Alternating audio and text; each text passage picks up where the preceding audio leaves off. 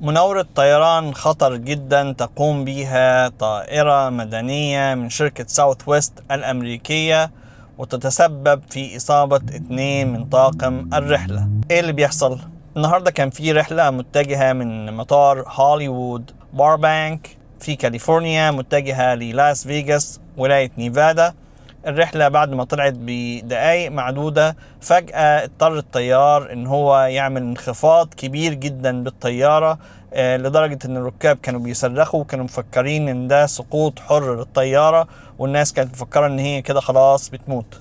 المناورة ديت كانت بسبب وجود طيارة من نوع هاوكر هانتر، اللي هي طيارات حربية مصنعة في الخمسينات في بريطانيا، ويعتقد ان هي كانت ملك الهواة او لعرض طيران او حاجة زي كده، وكانت الطيارة هتصطدم بيها. الهبوط ده سبب ان في 2 من طاقم الطيارة جرحوا، ولكن الطيارة كملت رحلتها لغاية لاس فيغاس ووصلت بسلام، وتم اسعاف طبعا 2 من طاقم الطيارة لما وصلت. في تحقيقات دلوقتي طبعا مفتوحة من FAA، منظمة الطيران الأمريكي الفيدرالية، عشان يعرفوا أسباب الموضوع.